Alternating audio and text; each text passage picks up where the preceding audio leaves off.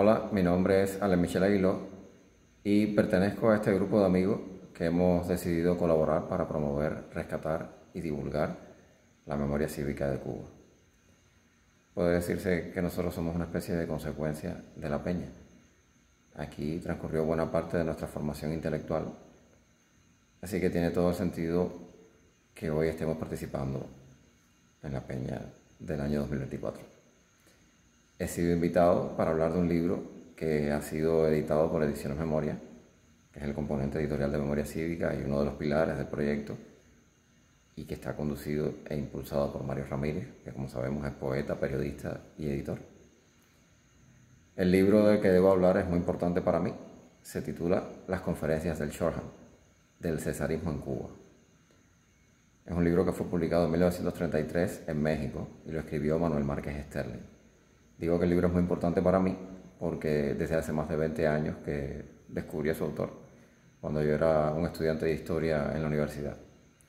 Y no he dejado de ocuparme de él, aunque solo ahora es que estoy teniendo la oportunidad de comenzar, ¿no? De apenas comenzar a estudiarlo a profundidad. Aún así conozco toda su obra, que he leído, o casi toda su obra, que he leído a lo largo de los años, y no me considero una autoridad en la materia. Quizá dentro de un tiempo logre serlo, pero me da mucho placer poder hablar de él, especialmente aquí en La Peña. Lo que me preocupa es excederme respecto al tiempo que suele concederse a los ponentes, que por lo general oscila entre 10 y 15 minutos, así que trataré de sintetizar lo mejor posible la presentación y de leerla para garantizar que no se pase de los 10 minutos. Para presentar el libro es necesario referirse en primer lugar a su autor, luego al contenido del libro y finalmente a la edición y el trabajo que conllevó por parte de Memoria Cívica. Manuel Márquez Sterling, es uno de los periodistas y diplomáticos cubanos más notables del periodo que conocemos como la República. Nació en Lima el 28 de agosto de 1872, pero era cubano porque nació en territorio cubano. Su padre era el representante diplomático de la República en armas en Perú. Perú reconocía a la República en armas. Su padre era además comerciante y luego incursionaría también en el periodismo. Por si fuera poco, un hermano de su padre, Adolfo Márquez Sterling, era en aquel momento uno de los periodistas más importantes del país. Así que el joven Manuel tenía el periodismo y la diplomacia en la familia. El final de su niñez y la adolescencia las pasó en Camagüey, así que también se sentía camagüeyano. Y con el advenimiento de la República se convirtió, como su tío, en uno de los periodistas más notables del país. Estuvo en todos los momentos claves de la República, desde la Convención Constituyente de 1900-1901 hasta la inauguración de la propia República. Se codió y entrevistó a todo el que valía y al que no valía en la política nacional. Entrevistó a Teodoro Roosevelt, presidente de Estados Unidos, a Porfirio Díaz, presidente de México, a Estrada Palma, presidente de Cuba, el mismo día en que tomó la decisión funesta de reelegirse. Y todo eso lo hizo antes de cumplir los 35 años. Luego comenzó también su carrera diplomática. Representó a Cuba en Argentina, en Brasil, en Perú, en México. Volvió al periodismo más tarde. Fundó un par de periódicos notabilísimos en esa década de los años 10 a los 20. En los años 20 volvió a la diplomacia vinculado sobre todo al movimiento panamericano y el esfuerzo siempre intenso de Cuba para integrarse a la comunidad internacional y especialmente a la regional como contrapeso a la tutela estadounidense. Como diplomático, participó en el evento más importante de la historia diplomática de la República, que fue la derogación de la enmienda Platt a través de la firma del nuevo Tratado de Relaciones de 1934, firma que estampó Márquez Sterling en el documento en calidad de embajador de Cuba ante los Estados Unidos. Ahora, en cuanto al libro, recordemos que se titula Las conferencias del Shoreham y lleva como subtítulo Del cesarismo en Cuba.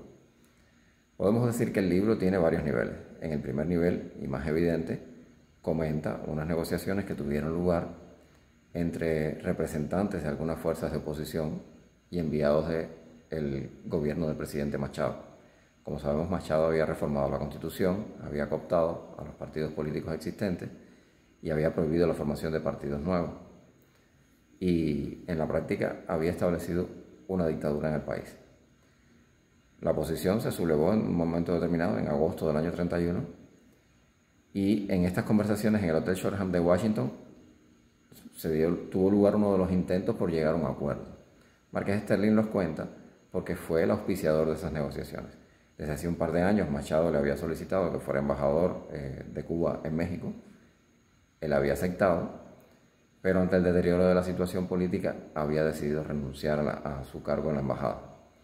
Esto nos lleva al segundo nivel del libro. El segundo nivel del libro del que hablaba, decía 3 niveles.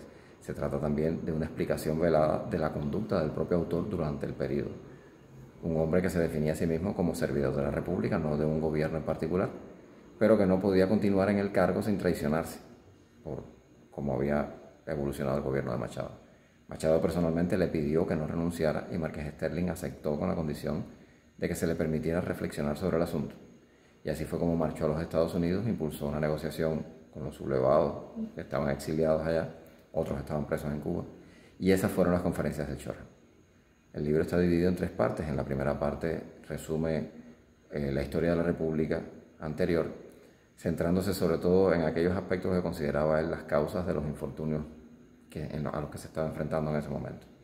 En la segunda parte del libro se refiere a la reforma constitucional y a las experiencias de él mismo aceptando y ejerciendo la embajada en México. Y ahí es donde explica las causas de su renuncia.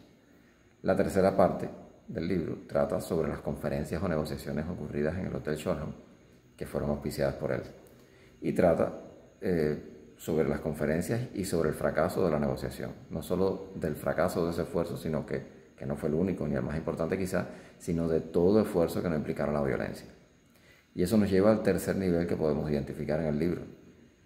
Ese tercer nivel trata sobre cómo la crisis de identidad y autonomía de la República, agravada por la injerencia extraña o injerencia extranjera, dan paso a la construcción caótica de un gobierno cesarista, es decir, autoritario, unipersonal y post-republicano. Y cómo la violencia amenaza con convertirse en el único argumento político, pero de ningún modo en la solución al problema.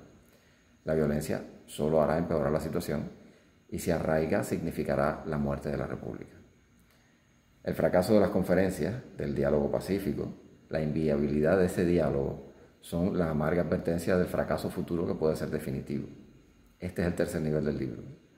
Las razones para la publicación de este libro por Memoria Cívica son obvias, por el tema que trata, que siempre parece actual, porque se trata de un texto que al mismo tiempo es un libro de historia, un reportaje y un testimonio, y en general el conjunto de todas esas cosas tiene de por sí un valor histórico, y porque su autor merece que su obra sea mejor conocida por los cubanos, y a los cubanos nos conviene conocerla. La edición estuvo a cargo, como es de esperarse, de Mario Ramírez, que hizo un trabajo muy meritorio. Es destacable sobre todo la inclusión de notas que ayudan al lector contemporáneo a comprender mejor el texto. Pero todo el equipo en realidad se vio involucrado de alguna forma. Luis Carlos en la transcripción, José Luis de Cárdenas en el diseño, yo escribiendo un prólogo que es casi un estudio introductorio. Además, acompañamos el texto con varias horas de podcasting en nuestro podcast Hablando de Memoria, para comentar con la mayor amplitud posible todas estas cuestiones de las que he hablado. Y comentar sobre el autor, el contexto histórico, las resonancias del tema, del libro, de la figura de Márquez Sterling. Y así termino invitándolos a que lean el libro, incluido el prólogo, que escuchen los podcasts que lo acompañen y que se interesen por la obra de Márquez Sterling, que es muy valiosa y que vamos a seguir promoviendo desde Memoria Cívica. Gracias.